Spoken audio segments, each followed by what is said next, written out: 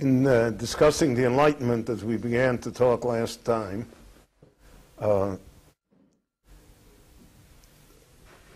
ideas of the Western Enlightenment came to the Jews as well, and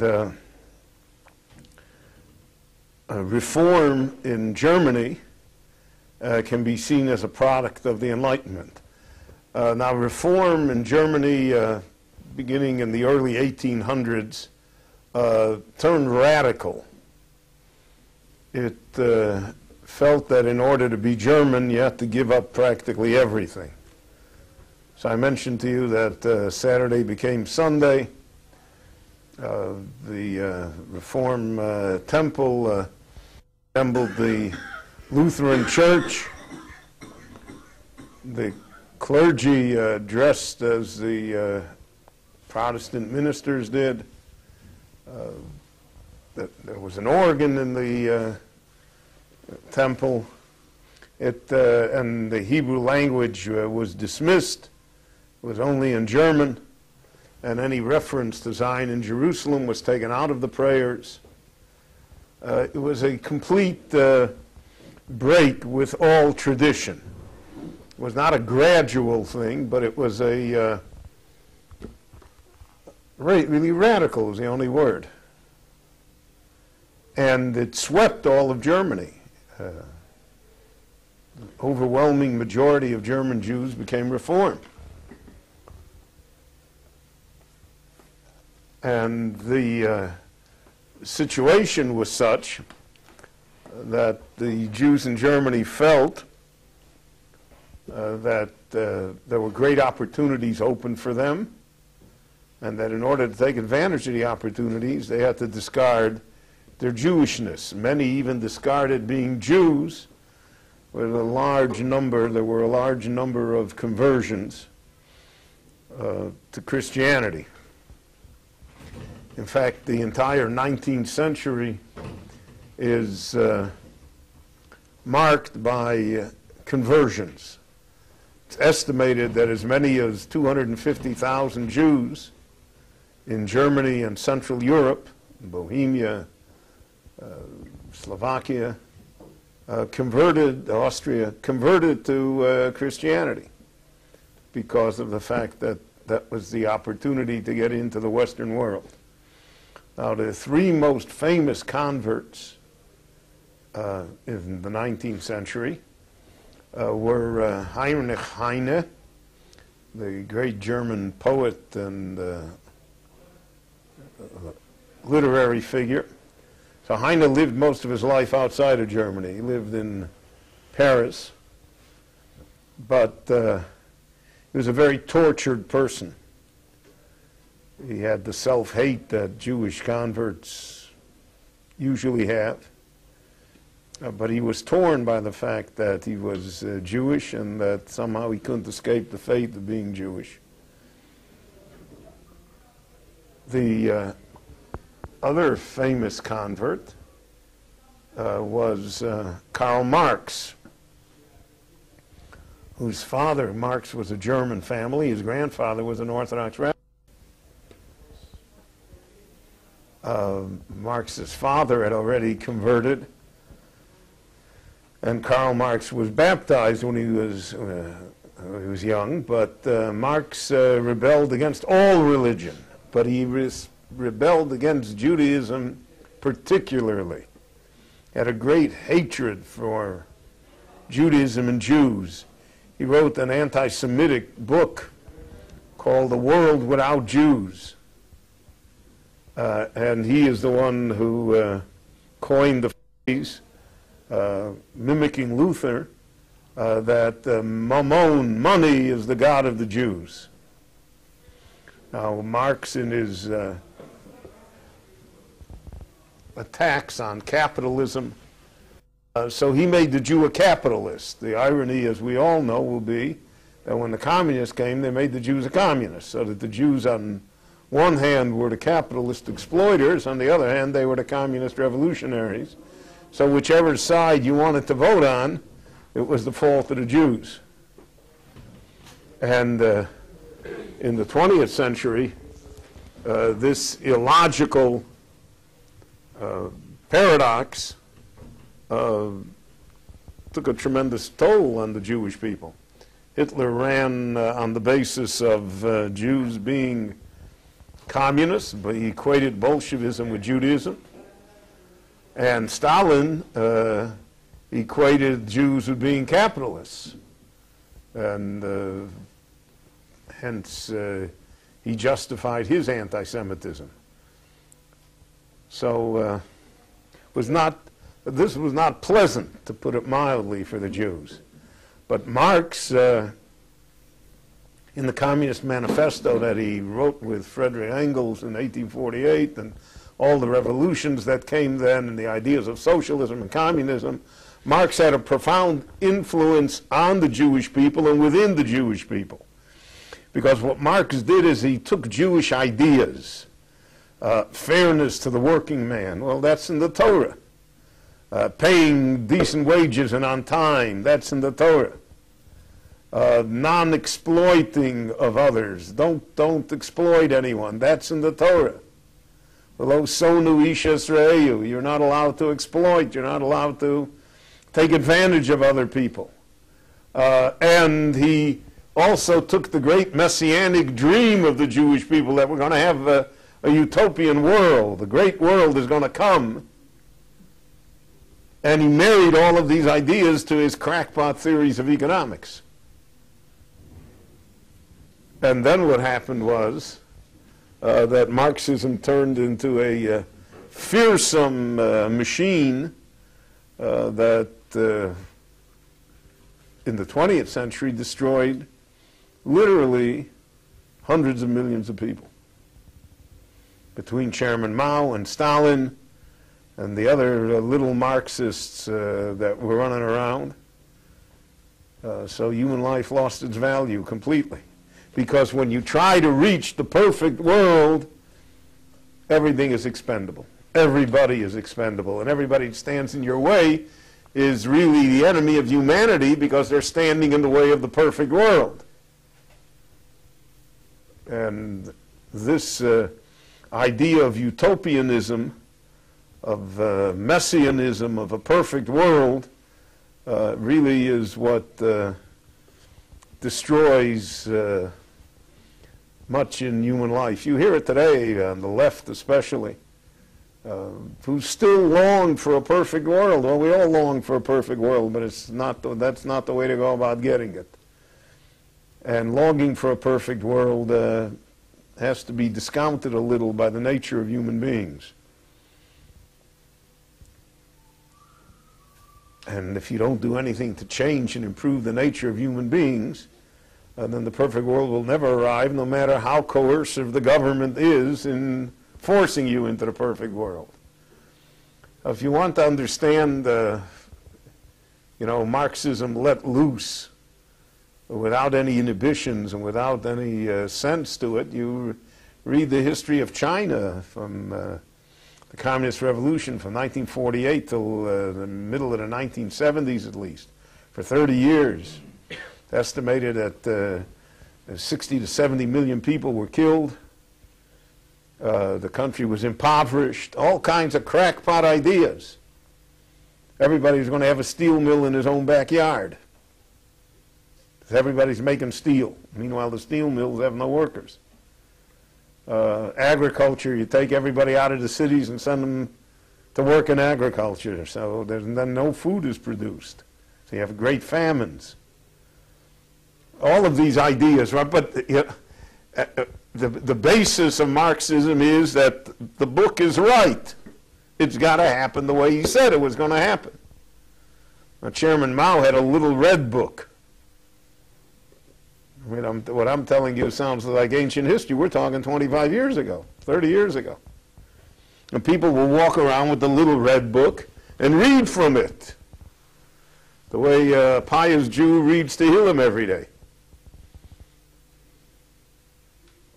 And Chairman Mao was supposed to have swam, 100 miles upriver on the Yangtze River when he was 90 years old. All of this craziness. And you got a billion people that are under this craziness. but that was Marxism let loose. There still are Marxists in the world, but not many. The 20th century has proven the bankruptcy of his ideas. And in Jewish life, the Marxists were very strong. In fact, much of this country, much of the country of Israel, was founded and operated on Marxist ideals and a Marxist system. So it's broken down over the last 50 years, but it's still got a way to go. And the encumbrance of government on every facet of life here is a direct heritage of Marxist thought. So you had Heine in literature, you've got Marx in economics. Marx wrote an enormous book called Das Kapital, which I don't think anybody's ever read. It's, well, it's an exaggeration. There always are doctoral theses. But his book in German, you know, about his ideas about capitalism, and capitalism has to come into being, and it has to become powerful, etc., and then finally it will explode by itself, and then will come socialism, and after socialism, communism. So none of that happened.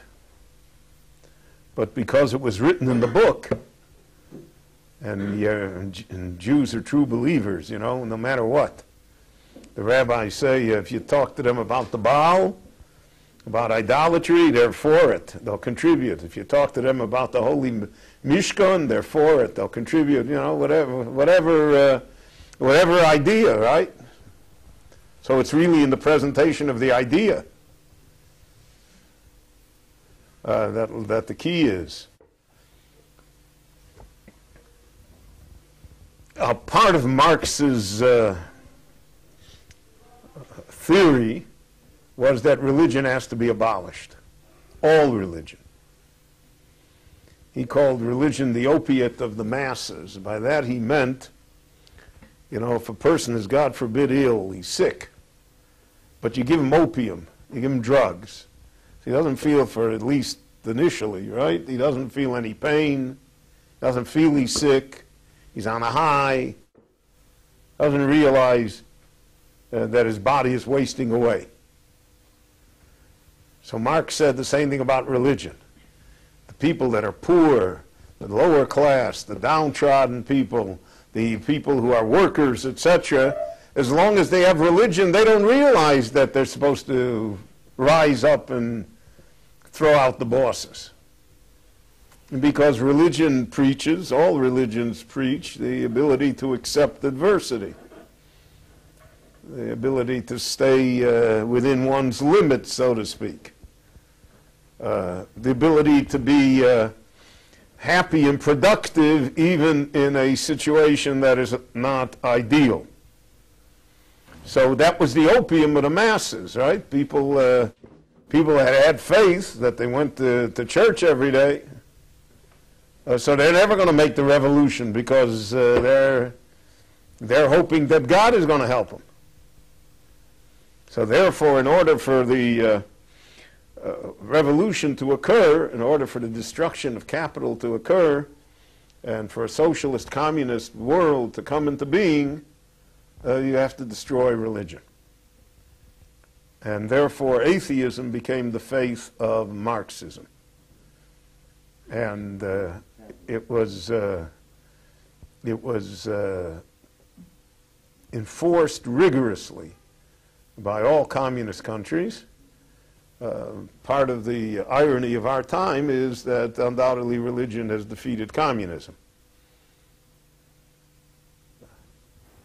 Poland, Russia, all the places where it was curtailed, it was forbidden, etc., religion has made an extremely strong comeback. And the ideas of communism, socialism, of Marxism have disappeared. Jews are stubborn, though, so in much of the Jewish camp, religion has not yet reappeared, even though the Marxist ideas are fading there as well. And this idea of atheism, it's a completely different confrontation than traditional Judaism ever faced. So reform, which was, what should I say, it's like Diet Coke. It was, it still was Coke, but it's not the same. But the ideas of Marx, of atheism, that's something else. That's a different brand completely. That's something that Jews couldn't measure. And for the traditional Jewish world, they really did not have a very good response to it, because of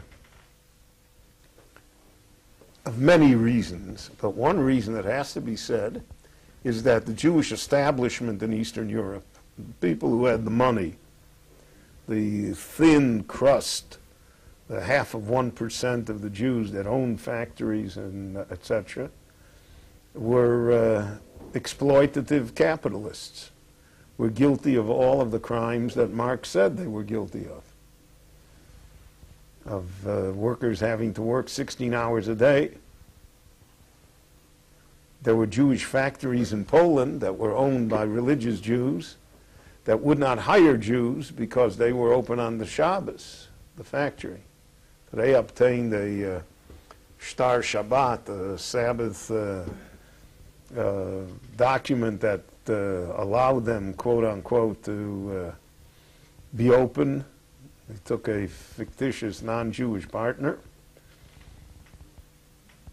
but they wouldn't hire any Jews. So here you had thousands of Jews that were unemployed in the Pale of Settlement, that were starving to death, and then they couldn't get a job with the Jewish in the Jewish factories. And the reason they couldn't get a job because of religion. A religion that's skewed, isn't, that misses the whole point. But that's what happened. And therefore, there is no surprise that, for instance, the largest Jewish organization and political party in Eastern Europe in the 20th century was the Bund. It's called the Bund. It was a labor union. It's the Histadrut in a more aggressive form, if you can imagine such a thing.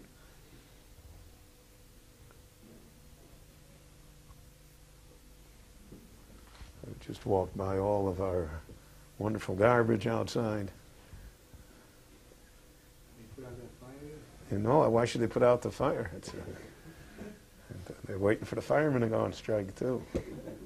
Eventually, there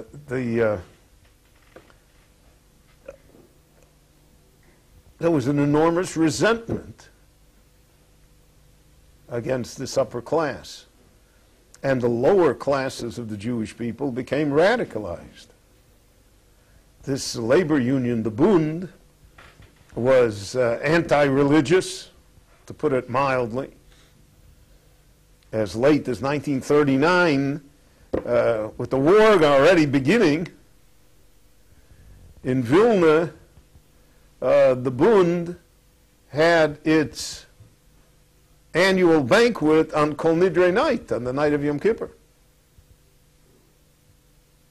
I'm going to show you. And I remember in the United States, they always used to have their American branch, the Workmen's Circle. We used to have the Yom Kippur night dance. And posters all over the town. So you see, we've come a long way, because in Israel, no one would do that. Not in no matter who, that they wouldn't do. There's that lesson we've learned. But the Bund was enormously powerful. It was the largest Jewish political party. It always had the most votes and the most representatives in the parliament, both the Lithuanian and the Polish parliament, the Jewish representatives. The Bund was enormously powerful. The Bund was anti-Zionist. because Zionism didn't fit in with Marxism. Marx is looking for the universal revolution, and there should be no nationalism, and there is no holy country, everything is all the same. And what happened was that Stalin took care of the Bund, killed them all out,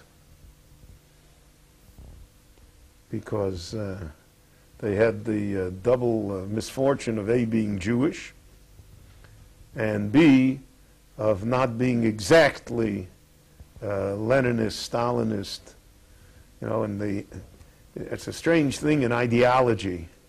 If I have, let's say, ideology 100%, and there's somebody that has 0%, so I don't bother with him, because he's a lost cause anyway.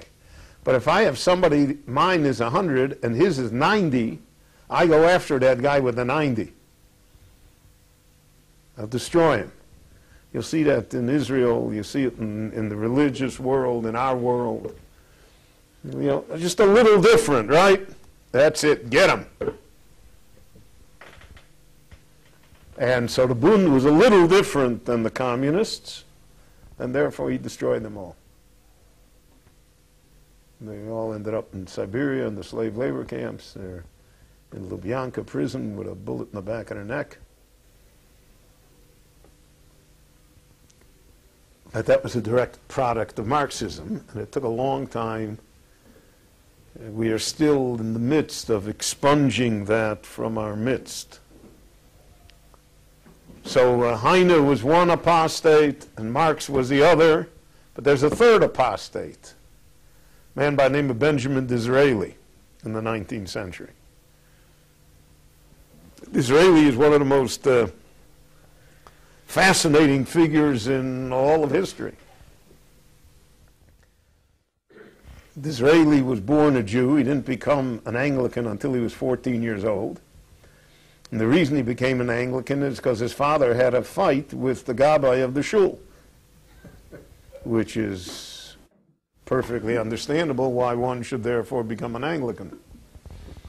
But that's exactly what happened. His father was a member of the famous London synagogue, the Bevis Mark synagogue, the oldest synagogue in London from the 1700s, Sephardic synagogue. And there are different accounts as to what happened. Either they wanted to raise his dues, or they wanted him to serve on a committee, or they wanted his father to do something, and he had a big fight with the Parnasim, with the board of directors, etc., and they had a real fight, and he said, "I'll show you," and he took his two children and converted them to Anglican. So he probably would have done it anyway, because, but this was like the trigger. And from the time he was 14, Disraeli was raised as an Anglican. Now, Disraeli was a character. He wore the most outlandish clothing that you can imagine. Outlandish colors, yellow, green. He was the, I mean, you knew him when he was coming. I mean, you could see him coming, right? And he was an author. He wrote dime novels. He made a fortune. Sold millions of copies of his dime novels. And all of his life, even though he's an Anglican, he's a Jew. Not only a Jew, so you have Heine, who tried to escape being Jewish, Marx, who denied and hated Jews. Disraeli, on the other hand, made himself great as being a Jew because he invented a pedigree for himself. And he said that the Disraeli family comes from the rulers of Judah thousands of years ago. We're a family of aristocrats. Now, in England, in the 19th century, being an aristocrat was an important thing. Nobility, even though it's called the House of Commons, but the nobility still played a great role. And so he created this pedigree of nobility for himself. And he's the one who said, when so in Parliament, he became a Tory, and he was a very good orator, excellent orator, and very skilled in debate. Now, in the House of Commons, debate is an art that's practiced. People interrupt in the middle. So in our wonderful Parliament, it's just insults back and forth, right? It's just, you cannot, there's almost no witticisms involved. But in the British House of Parliament, the debate is brought to its highest level. And there always are clever jabs and plays on words and all sorts of things, to be a skilled debater. And he was a very skilled debater. So what happened was that when he would get up to speak, the liberals on the other side, the Liberal Party, because then there was no Labor Party yet, they would holler, "Old clothes for sale!" because the Jews were peddlers on the lower, in the East End of London. And that was the caricature of a Jew, is that he sold schmattes. So when you get up to speak and they're hollering "old clothes for sale," so he coined the famous line. He said, "My ancestors were kings in Jerusalem when yours were grubbing for mushrooms in the marshes of England." So he used his Jewishness as a weapon, even though he's an Anglican. And there are not many people who could walk that tightrope. But he did so successfully his entire life. He was a confidant of Queen Victoria. He was her favorite legislator at a time when the Queen still meant something. Prime Minister. Well, then he became the Prime Minister, right? Then he led the Conservative Party to victory a number of times, and he was the Prime Minister of England. And he's really the man who invented the imperial system, the Empire of England. Under him, India became part of England. He made her Empress of India. He was an out-and-out British imperialist when imperialism was not a pejorative word, when it was a positive thing and not a negative thing. And he fought for what was called the Jew Bill. The Jew Bill was passed in England. Until the Jew Bill, Jews legally didn't have rights in England. Jews had been expelled from England in the 13th century. They came back in the 18th century, but they came back unofficially. Nobody bothered to throw them out, but they were not legal. And the Jew Bill took care of all of those impediments, and there was a very large-scale immigration of Eastern European Jews to England.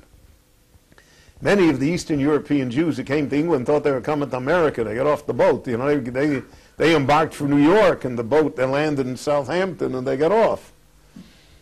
When I was in Ireland, and I spoke in the shul in Dublin, so they had their memoir from one of the original founders of the shul in Dublin, that, like 30 of them got off, and they said, where's the Lower East Side, right? We want to go to, and they didn't realize they got off in Ireland. And they didn't have enough money to get back on another boat, so they stayed in Ireland, and they built a community in Dublin. Which, except for driving on the wrong side of the street, there's not much, why not? So you had this person, Disraeli, in a very strange sense, brought pride to the Jewish people. He's like the only convert that we're proud of. We're not proud of Marx.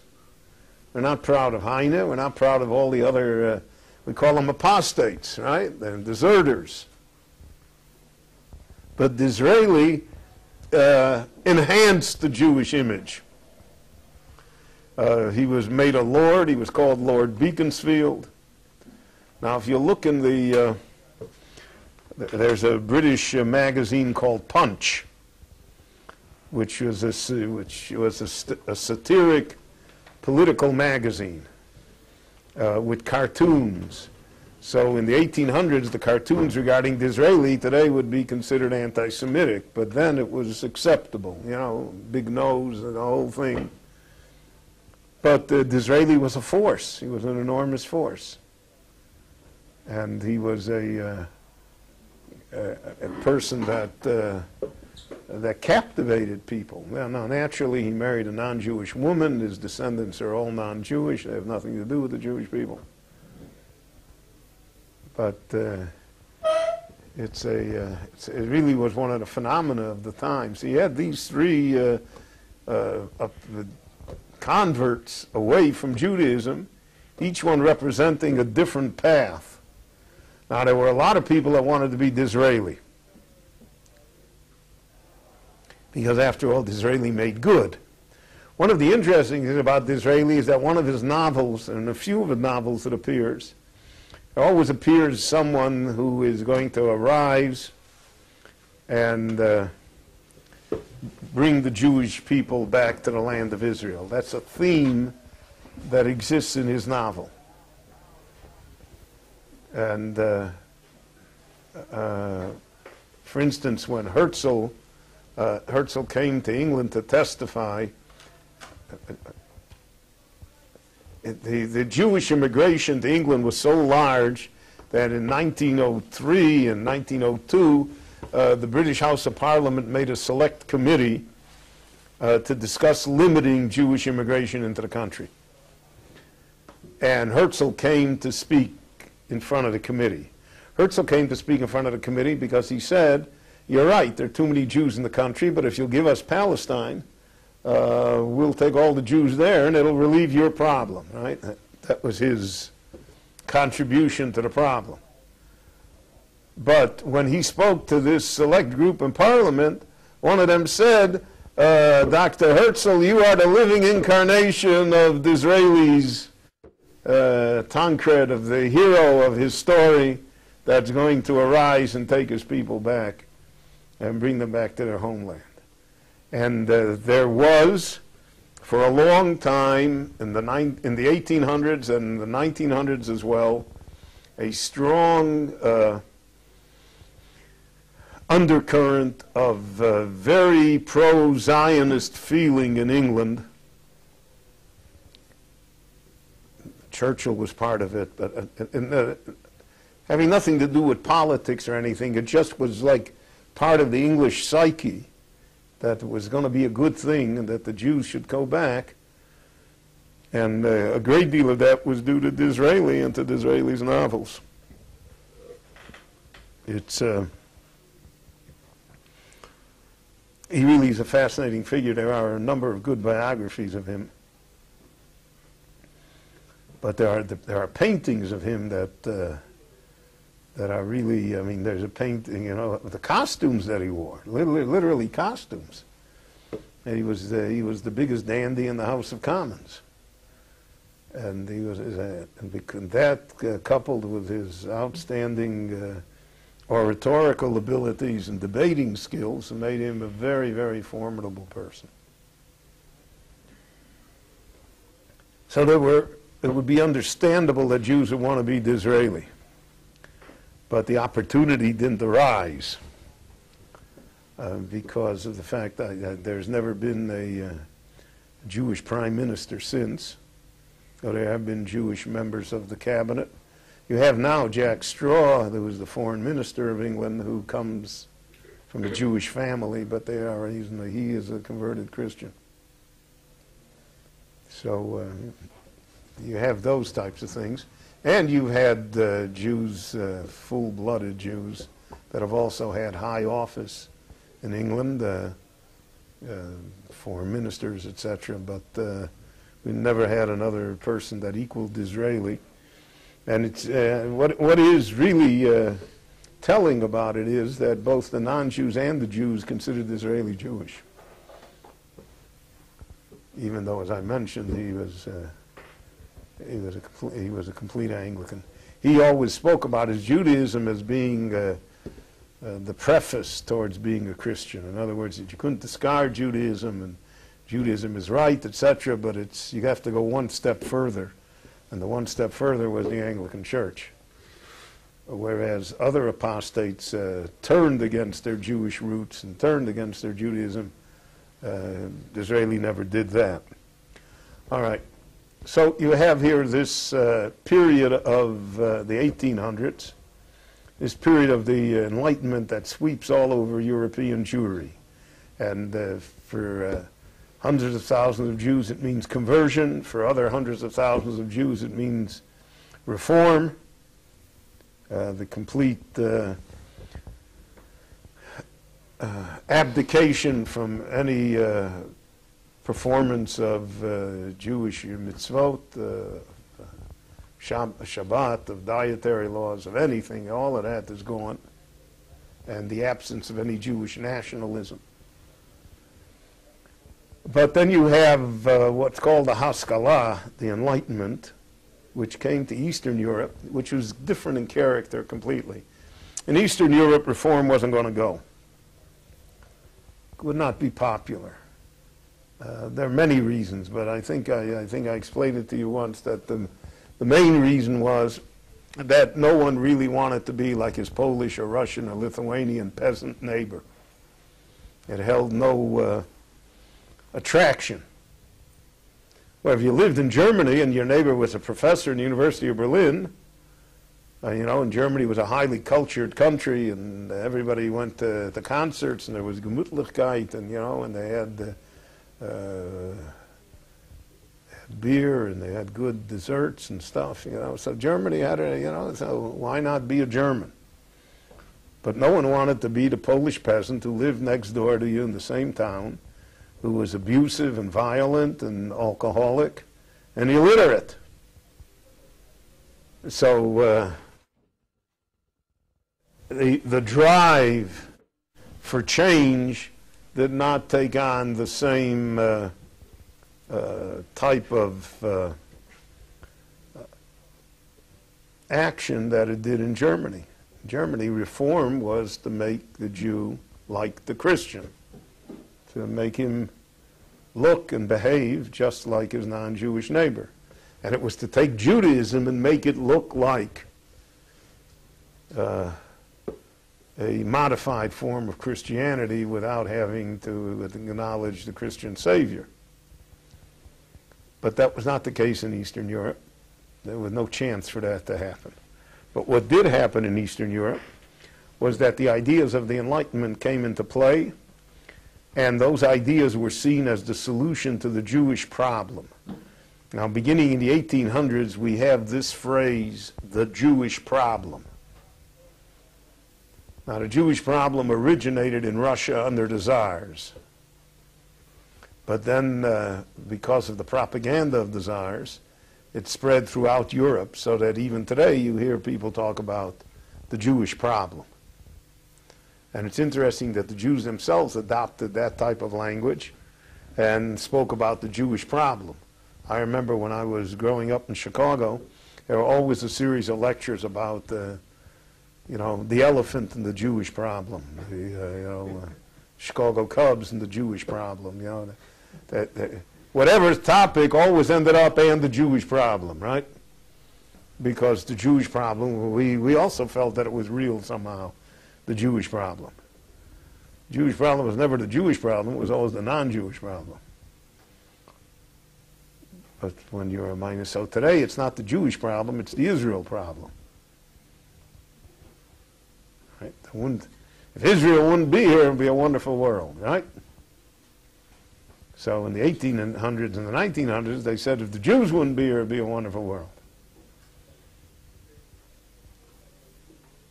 Which it's pretty frightening to think that very little has been learned over the last 200 years and over the graves of hundreds of millions of people, because the Jewish problem wasn't limited to Jews. destroyed Europe.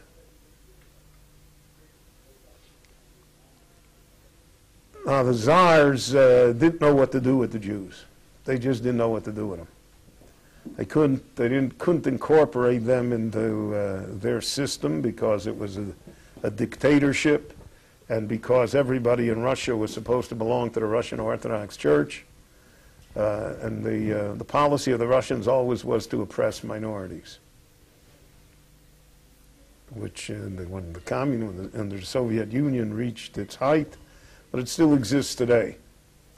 And that's why when people had a chance to break away from the Soviet Union, most of the Union of Soviet Socialist Republics opted out. Now, so the Tsar and his ministers came up with a slogan that the solution to the Jewish problem lay one-third assimilation. By that they meant one-third of the Jewish people they would attempt to convert to Russian Orthodoxy, to the Christian faith. One-third extermination, either through starvation or pogrom.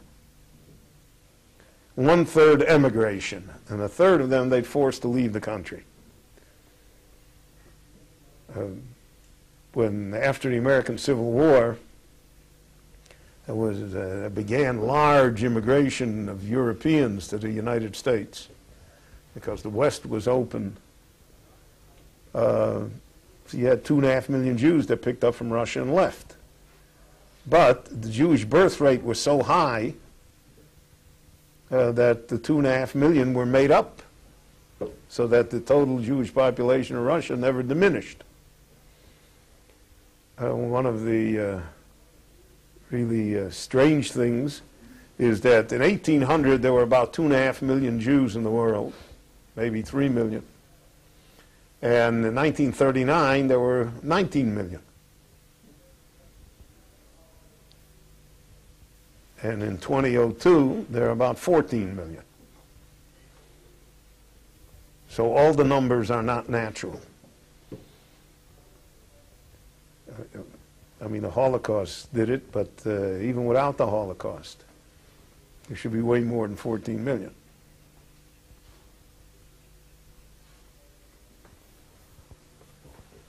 So one-third assimilation. Well, they never accomplished the one-third assimilation because Jews were not easy converts. Very, very few converted. Those that converted were from the top intellectual class who wanted to get ahead. You couldn't be a professor in a university in Russia unless you were Russian Orthodox. It was, so if you wanted to get ahead, there was a famous Jewish apostate in Russia that remained very close with the Jewish community. So the story is told, it probably is a legend, but it certainly points out the issue. The story was told that they once asked him, a Jew once asked him, how come you converted? I mean, do you believe in that, in icons and all the nonsense of almost the paganism of the church in Russia? Yeah, no, I don't believe. So then why did you convert? He says, I thought about it, and I see that it was worth it. So he said, what do you mean it was worth it? He said, I thought about it, and I said that it's better to be a professor in St. Petersburg than a Melamed in Pinsk. And that pretty much described what happened here, is that if you wanted to get ahead somehow, we have a very, painful story, but I just want to tell it to you as an example. Rabbi Yisrael Salanter, the great founder of the Musar movement that we're going to talk about eventually. So his name is Lipkin, Rabbi Yisrael Lipkin. The former Israeli chief of staff, Lipkin Shachak, is a descendant of his. So Rabbi Yisrael Lipkin had a son. He's the great rabbi, the head of the Musar movement. He had a son who was went away from tradition, and who was a brilliant mathematician. Brilliant mathematician. In fact, even today in mathematics, his theory is still studied. It's called the Lipkin parallelogram. It's a whole theory, combination, trigonometry, etc. He was a genius in it. And he was such a genius, and the Russians wanted to have him in their university, that they made him a university professor in St. Petersburg, even though he did not convert. But otherwise, the one-third assimilation had to happen. Now, the one-third extermination, they tried also. But you have to realize that no one imagined Hitler's methods. No one understood what could be done if you really set your mind to doing it. And therefore, even though there were pogroms, and the pogroms were government-sponsored and government-allowed and police encouraged, but you're talking about small numbers. The great Kishinev pogrom, over which Teddy Roosevelt in the United States threatened to break diplomatic relations with Russia, killed 41 Jews. Now, 41 Jews is one pigua today. That's no numbers. And we're talking about over 6 million, right? So what's 41? But no one had the the breadth of vision that Hitler had, that the Nazis had, the Germans had, what could be done if you really set your mind to it. So the one-third extermination also didn't happen. Because if you kill 41, that's not going to solve your problem. And the one-third emigration, as I mentioned to you, was made up. It was made up by the soaring birth rate. A birth rate probably that the Jews didn't have since the time that they were in Egypt, when they started out with 70 and ended up with millions and millions. And so Russia is stymied. You're stuck with the Jewish problem. And there were therefore a number of answers that came into play. What is interesting is that the Jews themselves tried to provide an answer. The Jews felt, or a section of the Jews felt, and especially the section of the Jews that was close to the Haskalah, they felt that if the Jews were modern, the Jews had a culture, the Jews didn't dress funny and look funny and smell funny, that the Russians would accept them. They could become part of Russian society. And don't forget, Russian society had great parts to it as well. Russian music, great composers. Russia is a soulful place. Had great literature. Had inspiring figures. So all of this together, the Jews felt, well, we will provide Russia with the solution to their problem. And the solution to that problem is that we're going to become modern, civilized. We're not going to become reform. See, reform changed Judaism. The Haskalah attempted to change Jews. Reform was a new form of Judaism. The Haskalah was not a new form of Judaism. They said, you'll be a Jew in your house, and you'll be a regular Russian on the street. On the street, nobody will recognize you as a Jew. You won't have a beard, you won't wear funny clothes, you'll speak Russian.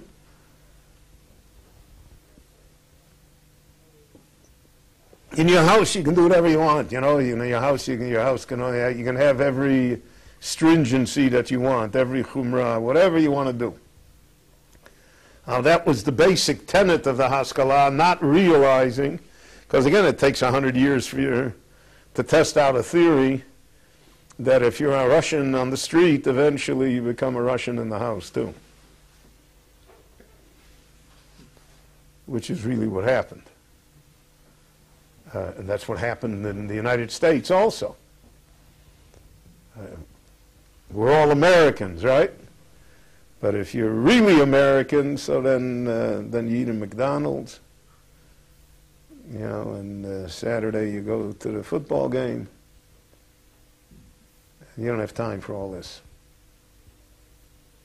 And that is the experience here of what happened. So next time we'll talk about what the Enlightenment program was and what the different sections in the Enlightenment were, and how the Enlightenment has survived until today in various forms here in Israel, whereas in the United States it's almost as non-existent.